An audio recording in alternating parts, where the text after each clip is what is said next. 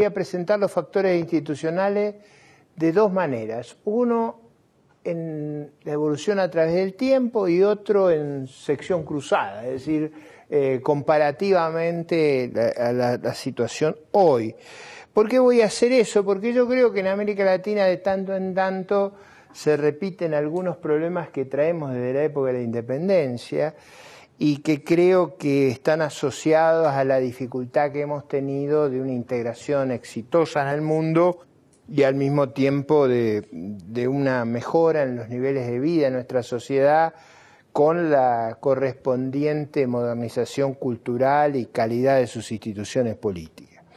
Por eso yo diría, desde el comienzo de nuestra historia yo quisiera rescatar que la lucha por la independencia y las consecuencias posteriores de la lucha por la independencia duraron en nuestros países muchísimos años.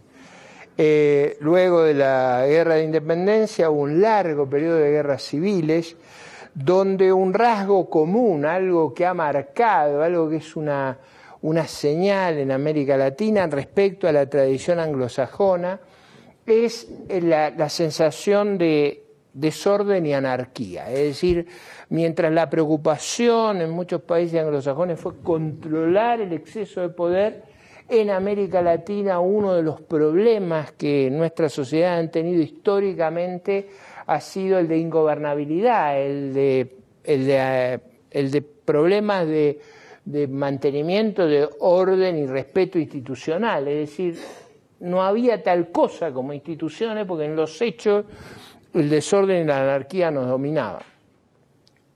En ese sentido, traemos desde ese comienzo de nuestras naciones dos o tres elementos que yo no quiero que los subestimemos porque han prácticamente marcado nuestra historia y son muy esenciales para entender nuestra dificultad de modernización.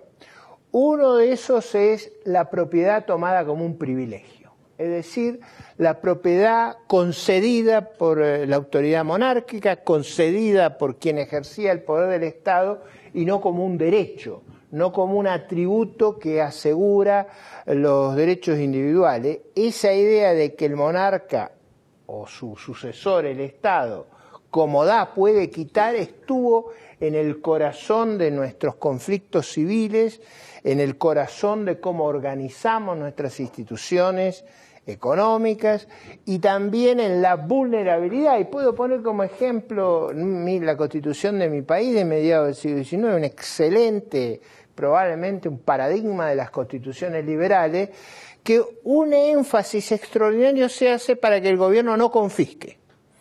O sea, la Constitución dice que quizá lo más sancionado entre las violaciones que se pueden cometer es las violaciones a la libertad de prensa y la confiscación.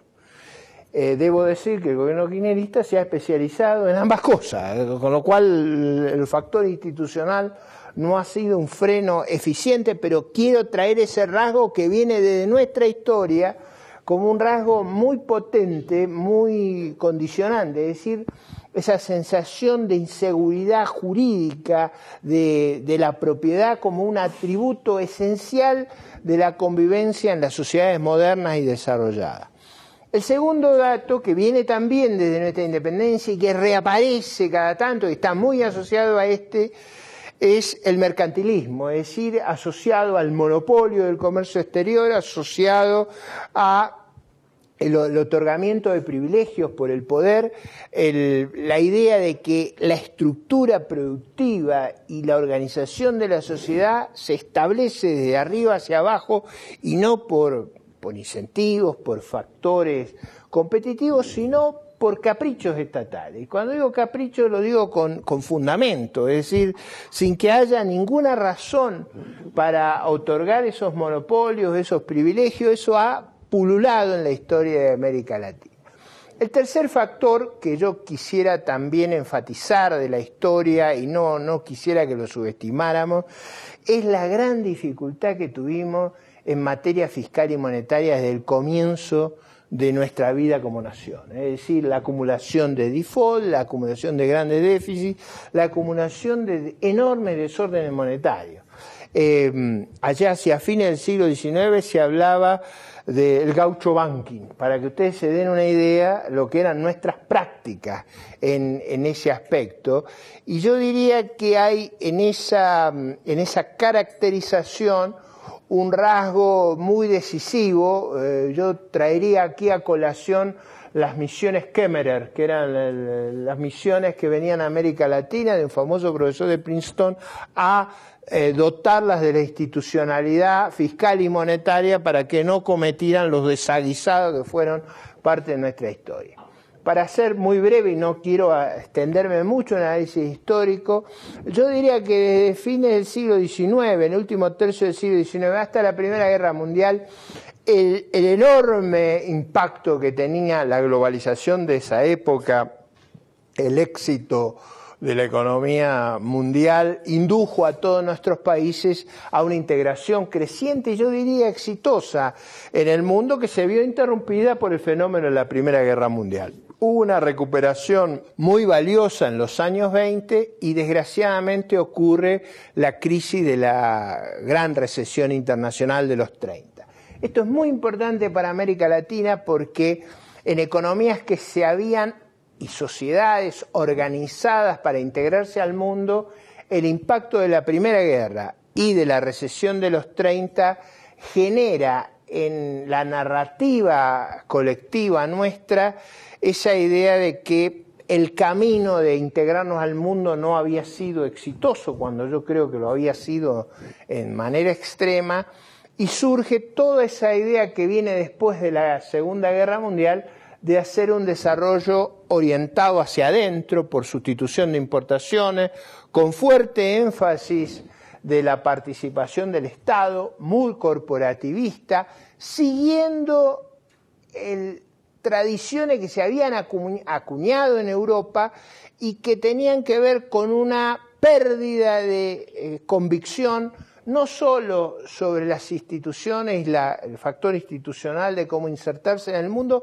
sino incluso sobre la propia democracia liberal. Es decir, en esas épocas prevaleció en muchos países la idea de que las democracias liberales eran un arreglo institucional no efectivo. Yo tampoco comparto esa valoración, pero quiero dejar ese rasgo institucional que fuera muy decisivo en la posguerra. En la posguerra, América Latina intenta un modelo de desarrollo y ascribe a una institucionalidad que mira hacia adentro, que le da un enorme peso al Estado, que le da un enorme peso a la inflación y que fue muy ineficiente en términos de lograr tanto desarrollo económico como modernidad cultural como una calidad institucional satisfactoria. Ese experimento de América Latina se extiende, yo diría, con relativas altas tasas de crecimiento en los 50 y los 60, acompañando al mundo, entra en grandes dificultades en los 70 que se prolongan por un brutal endeudamiento que ocurre hasta que viene la crisis de la deuda a comienzos de los 80. Es esa situación la que pone en crisis toda la institucionalidad latinoamericana. Y esa institucionalidad obliga a revisar no solo cómo nos organizábamos política e institucionalmente, sino cómo nos organizábamos económicamente. Y es por eso que yo diría que el fracaso de todo ese experimento deviene en un cambio institucional muy fuerte de recuperar la democracia política, es decir, gobiernos electos por el pueblo en lugar de gobiernos autoritarios, una economía que, si ustedes quieren, muy asociada al resto del mundo, y el intento de reproducir yo diría, marcos regulatorios y organizativos parecidos a los de los países desarrollados. Eso se llamó, que fue la consecuencia, el consenso de Washington, pero en realidad fue la consecuencia de ese proceso yo diría, de colapso del orden institucional, económico y político previo a la crisis de los años 80.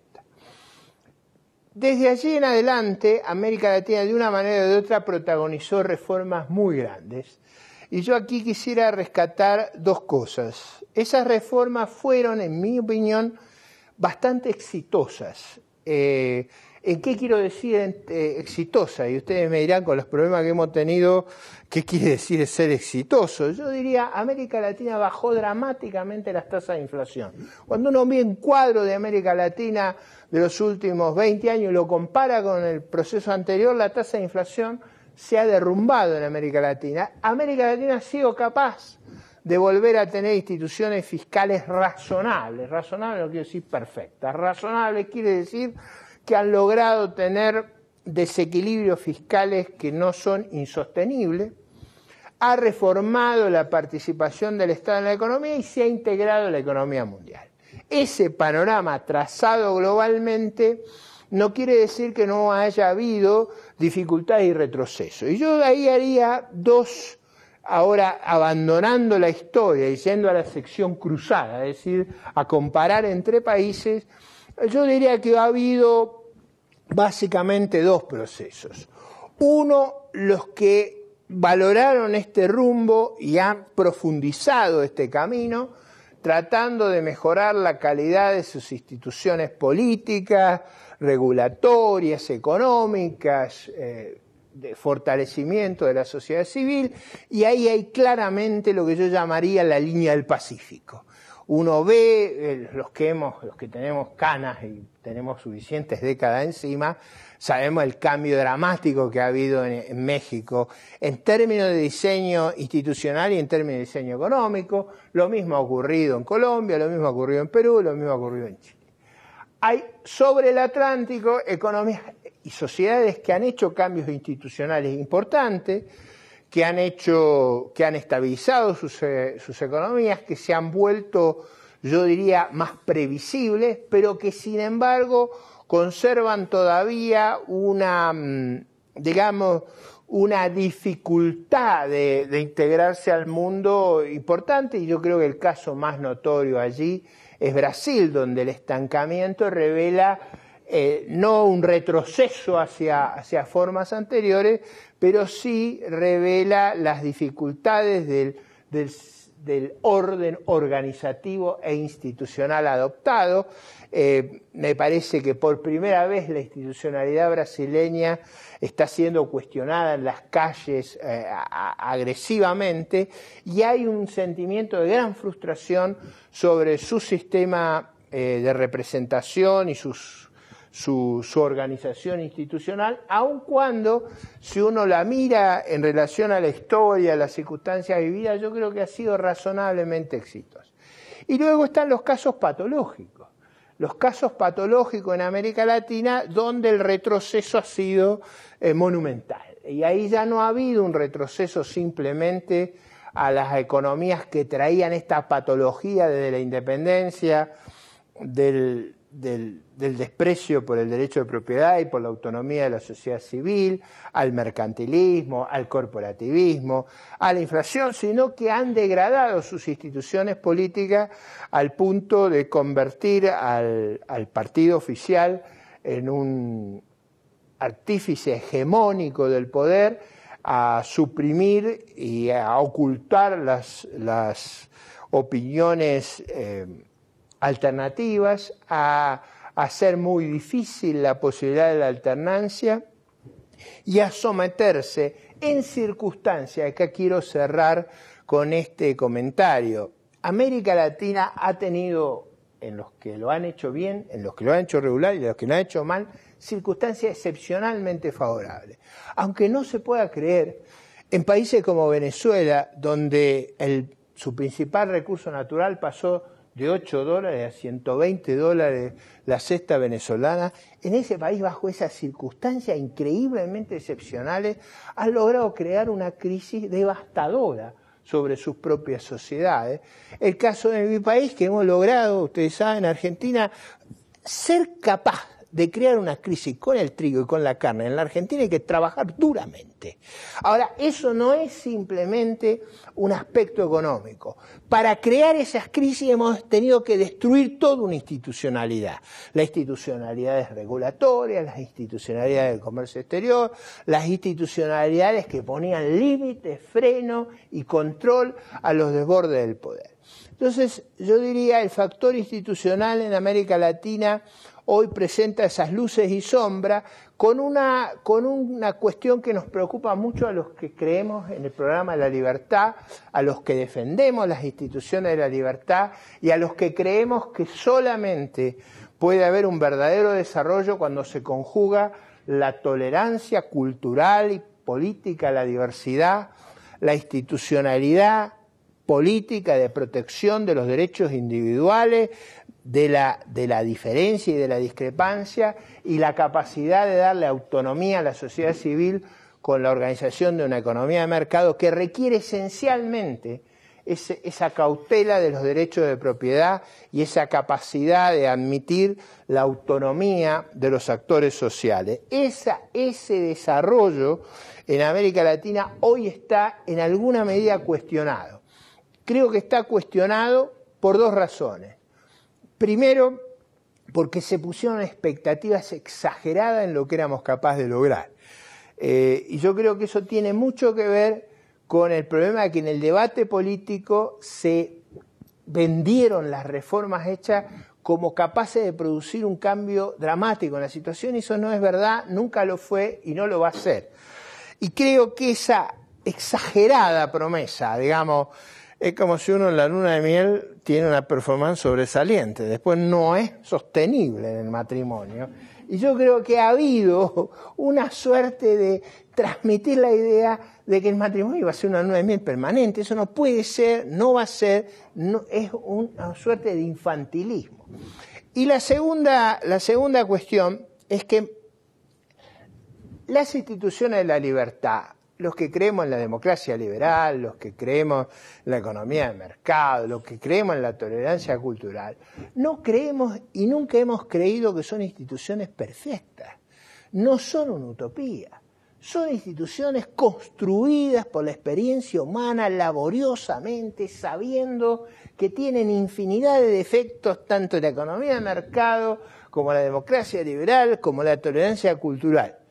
Pero el problema es que esas instituciones hay que compararlas no con un modelo ideal, utópico, sino hay que compararlo con lo que pueden ser las alternativas. Y cuando uno la compara con las alternativas, ve que ese sistema, con todas sus falencias, es extraordinariamente superior a lo que es la alternativa. Y yo creo que eso, que es verdad que requiere madurez para transmitirlo, es un atributo muy vital de la cuestión institucional y muy importante para el debate latinoamericano. Hoy, aún en los lugares exitosos, donde creo yo que hay como esa irresponsabilidad de creer que podemos alterar esencialmente las reglas que estamos usando y que nos van a quedar los beneficios logrados bajo las reglas de la democracia liberal, la economía de mercado y la tolerancia cultural. Y creo que ese error de no entender que conjeturalmente el cambio puede ser dramático, a veces nos puede llevar a grandes desperdicios. Muchas gracias.